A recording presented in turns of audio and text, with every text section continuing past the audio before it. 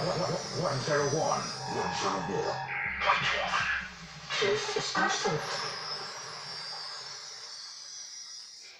Ǹjẹ́ mo kí wa pé a kú etí gbọ́ ìkànnì alálùbáríkà yìí, ìkànnì Parrot FM 101.1 eléyìí tí a fi kalẹ̀ sí òkè bìbí nílùú Ògbómọ̀ṣọ́. Aago 8 alẹ́ kọjá ìṣẹ́jú 18. Ètò yín ètò wa Sannore fulbe Ikini Fulani náà ni yóò máa bá afẹ́fẹ́ dọ̀rẹ́ pẹ̀lú Abiodun Alfullanny. Ó mọ̀ sú mi o. Bàbá Akọ́ndé kí ló dé? Nǹkan oko mi tó kù yìí náà ni àti nǹkan ọ̀gbìn mi tí kò ṣe dáadáa. Ìwọ ìtí gbọ́ nípa ìrọ̀rùn àgbẹ̀ ni tí wọ́n ń ta àwọn oògùn oko bíi pákópákó, pákówàrà, oògùn ìṣúlẹ̀, ẹ̀rọ ìfínko, ajílẹ̀, irúgbìn, oògùn kòkòrò àti bẹ́ẹ̀ bẹ́ẹ̀ lọ. Tonjida tọ́ra àgbẹ̀ ẹgẹ́sẹ̀ mòrò, ono tó da lekije ìrọ̀rùn àgbẹ̀. Kọ̀ wádìí, kọ̀mọ́ ẹ̀fọ́ wa tata ẹgẹ́sẹ̀. Àndẹ̀ wàrúbọ̀ sẹ̀sẹ̀sẹ̀ fẹ́ wàrúbọ̀ tíwrẹ̀ fẹ́ kọ̀bẹ̀ pupira léèdì fẹ́ kọ̀bẹ̀ báyìí àgbìlì. Nọ́ọ̀dẹ̀ ẹ̀nà báyìí ìdọ̀. Ibi tí a ti lè rí àwọn nǹkan wọ̀nyí rà ni. Tọ́pẹ́ bó tó ń tó dùn hún ẹ̀ dídọ́ náà. Gẹ́tìkà junction, Opposite àwọn yàrá gàrà. Jericho Ìbàdàn, Ọjà gbọ́rọ̀ Ìlọrin. Power line Òṣogbo, Ìgbòho, Kìsì market. Fún ìbéèrè ẹ lè ra àwọn nọ́mbà wọ̀nyí. 080353997 tàbí 08065851196. a ó máa retí yín o. Ẹnu kẹtì náà ń yo.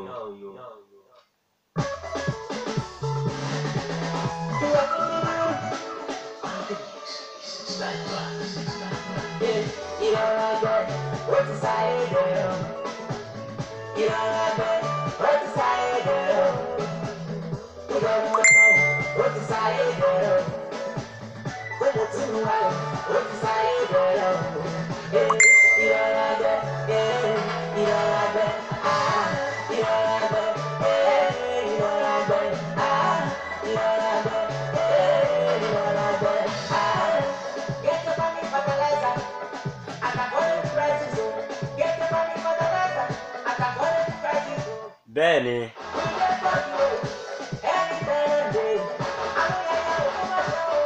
Ẹ̀yin náà kàn sí wọn lónìí.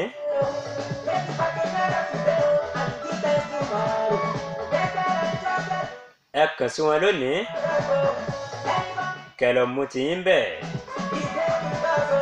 Báyọ̀ bá wá tí ì rí nọ́mbà náà nìmú. Àwọn nọ́mbà tẹ gbọ́ lé níbi fọ́nrán ni. Ẹ máa pe máníjà ìrọ̀rùn àgbẹ̀.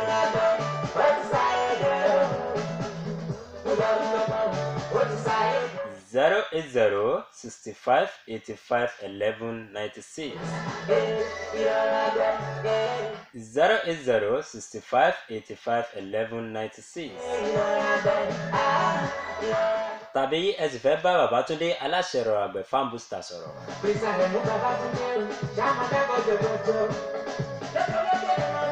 Lágbára Ọlọ́run bàbá lókè lẹ́mọ lọ. Ẹ ní dèrò ẹ̀yìn lágbára Ọlọ́run bàbá. Ẹ máa pè wọ́n sórí 08035392897. 08035392897. Àwọn gangan ni wọ́n gbé. Ẹ̀yin pè wọ́n lónìí. Kẹ́yìn náà lọ mú ti èyíkéyìí irúgbìn èyí tẹ́ bá ń fẹ́. Àwọn ajílẹ̀ lóríṣiríṣi. Ẹ̀yin pè wọ́n.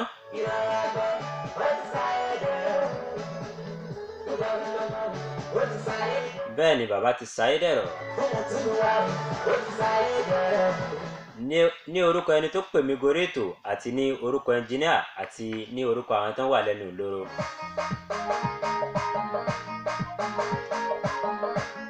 Náà mo fi kí gbogbo ẹ̀yin ará ilé. Ẹ káalẹ́ wa kú sí àtàárọ̀.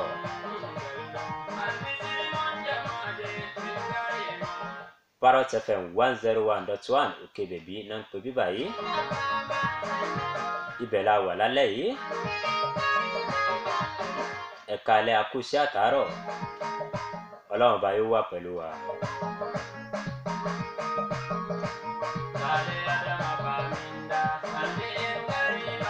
Inna lana channi mi jamare butu futo bena tammi ke kinda jamare fube enkiri jam.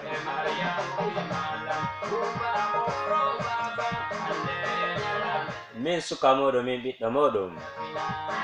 Mala Umar Alfullanny Peace Center. enkiri jan jama'ar fulbe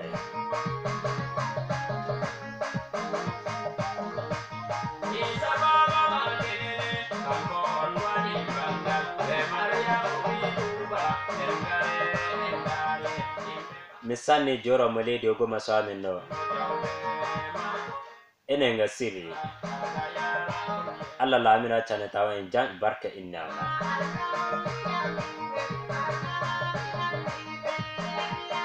fahanna misanna serki Fulani moledi Ogbomoso Umaru yaru babuga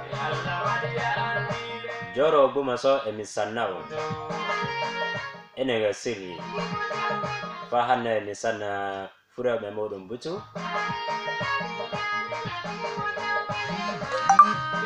baba to ko follow so Fulani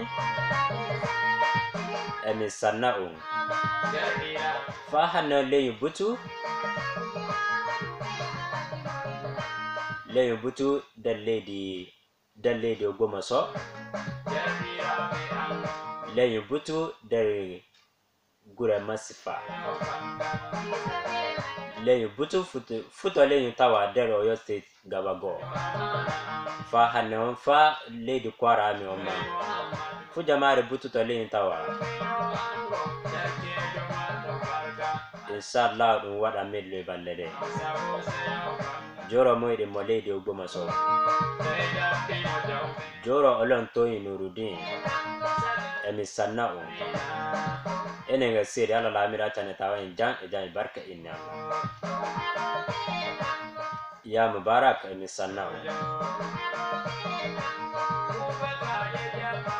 fahanna emisanna ladi isa joro lokiti resadu emisanna joro lodo joro lokiti emisanna chairman joro be lady Ogbomoso serki Fulani moledi koyile Allah Sulaiman emisanna serki Ali Jafaru emisanna fahanna joro jabata emisanna joro cheroji emisanna wakili moro Muhammad Yaya emisanna Allaji Adamu idiaraba emisanna ala lamida wallangi barka inna mala Habibu Odoba emiyeta sanne ono modibe kolati duwa onon kullu inshallah emiyama fahano inshallah duwa mo ejaba galle ton tweeti to wati dun sumao ton tumi do duwa amma fahano shaman jamnat fuwe batunde tumbi resa kwa emisanna do tijo emisanna yiraja emisanna mirabe emisanna maurabe ambutu ala lamira wallangi barka inna fahanna mi yegita inshallah do tijo ma barka Allah ja amadu joro tumbi iresa kwa emisanna le yumbutu da lady tumbi iresa kwa mala Antoine eleru emisanna mala afa maloma eleson emisanna kaya de eleson emisanna Allah ji mu'mini gure eleson emisanna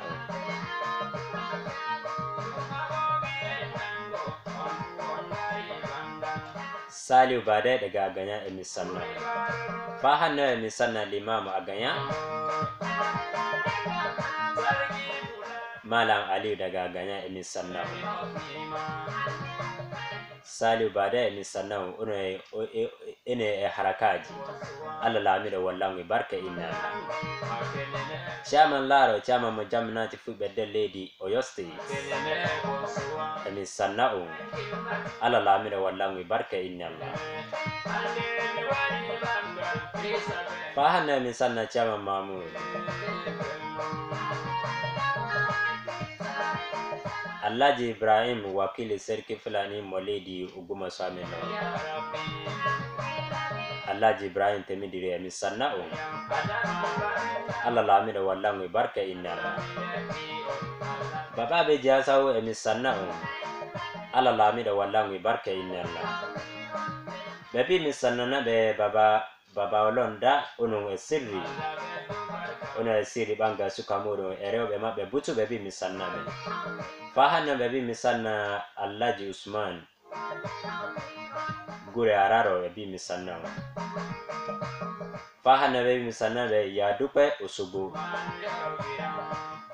inna yera joy bora babi mi sanna be misani butu lein misani ya be jasawo Allah lamida wallangu barka inna Ibrahim asawo bi baba be jasawo misannao Allah lamida wallangu barka inna inshallah tonje kita kala to kay misitina ngale jamare butu oron dara YouTube channel ya do inne Alfullanny Center